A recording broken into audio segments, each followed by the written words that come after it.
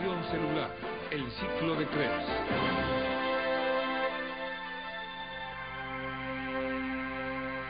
Hace cerca de 2.500 millones de años comenzó el proceso primitivo de la glucólisis. Más tarde, al acumularse el oxígeno en la atmósfera, la vida comenzó a poblar la Tierra. La sobrevivencia dependía de la habilidad para acumular reservas de energía, más de las que la glucólisis podía ofrecer. Al convertir una molécula de glucosa en piruvato, la glucólisis genera dos moléculas de ATP. Sin embargo, este ATP solo representa el 2.2% de la energía disponible. Otra parte se encuentra en el piruvato y en el NADH. El resto es calor.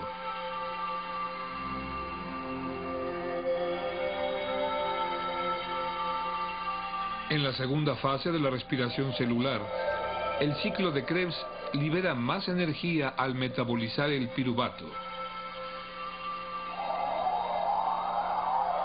El ciclo de Krebs adquirió su nombre del químico británico Hans Krebs, que siguió la huella del piruvato más allá de la glucólisis. Dentro de la célula, el piruvato se mueve desde el centro de la célula hacia las dos membranas de la mitocondria y llega a la matriz. Aquí en la matriz tiene lugar el ciclo de Krebs. El piruvato es una molécula con 3 carbonos, pero el ciclo de Krebs utiliza una molécula de 2 carbonos como punto de partida. Por ello, un proceso intermedio, la descarboxilación oxidativa, es necesario para preparar al piruvato para el ciclo de Krebs. Cuando el piruvato se encuentra con la coenzima A, el complejo suelta 2 electrones, un átomo de hidrógeno y dióxido de carbono,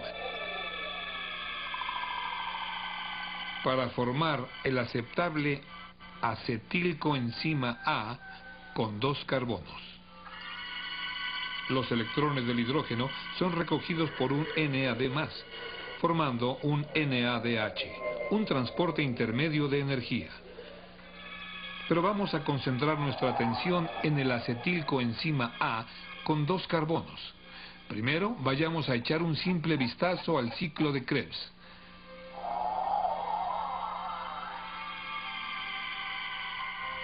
El acetilcoenzima A con 2 carbonos se une al compuesto residente de 4 carbonos y produce un compuesto de 6 carbonos. En las acciones sucesivas se sueltan 2 átomos de carbono. Pero lo que nos interesa son los agentes de la liberación de energía, ATP, y los transportes intermedios.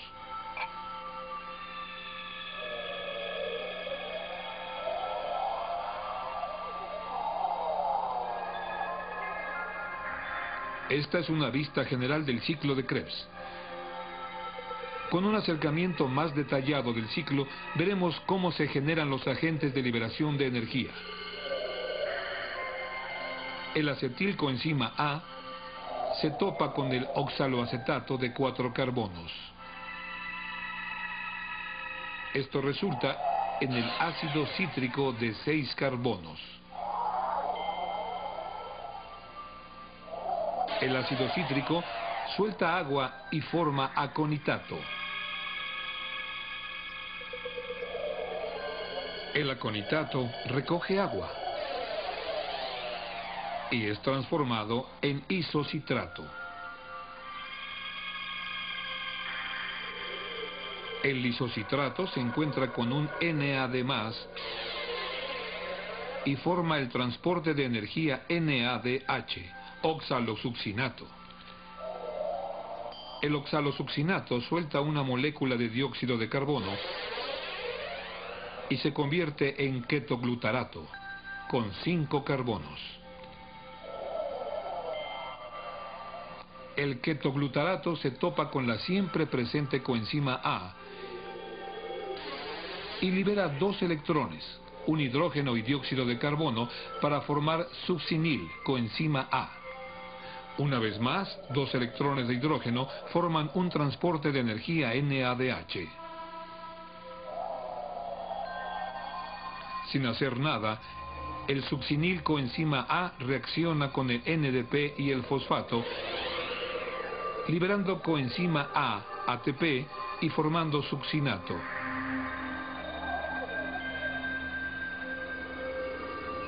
El succinato se encuentra con una molécula de FAD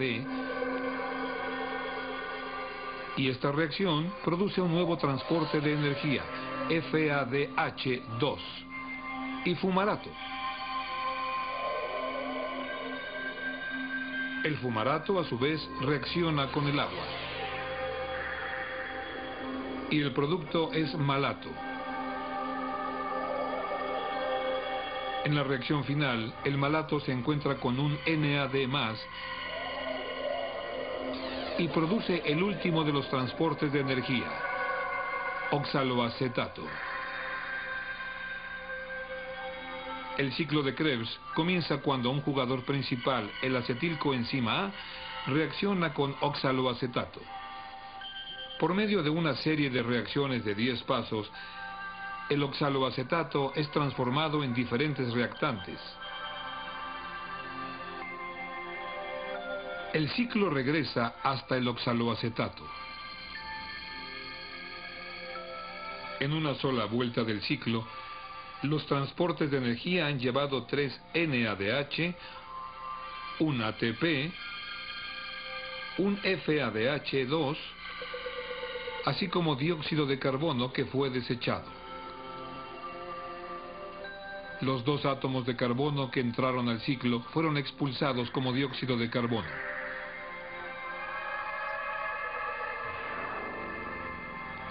El propósito del ciclo de Krebs es producir energía útil. Por tanto, la energía que entró como acetilcoenzima A fue transferida al ATP y a los transportes de energía intermedios.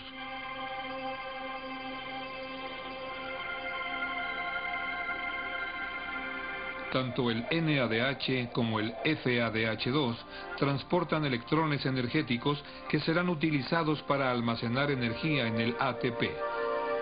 Volvamos a la molécula original de glucosa y veamos en qué se ha convertido. La glucólisis generó 2 moléculas de piruvato, 2 ATP y 2 NADH. Los 2 piruvatos entraron a la descarboxilación oxidativa y produjeron 2 moléculas de acetilcoenzima A, 2 moléculas de dióxido de carbono y 2 moléculas más de NADH. Ya que hay 2 acetilcoenzima A involucrados en el ciclo, pensemos en el ciclo de Krebs duplicado. Vamos a sumar el producto final, 6 dióxidos de carbono, 10 NADH, 2 FADH2 y 4 moléculas de ATP. Ahora hagamos lo que solemos hacer con el desperdicio. Vamos a deshacernos del dióxido de carbono. Hasta este punto de la respiración celular, la glucosa ha producido 4 poderosos paquetes de ATP y 12 impacientes transportes de energía. En nuestro siguiente programa veremos cómo estos transportes de energía intermedios liberan la carga de ATP.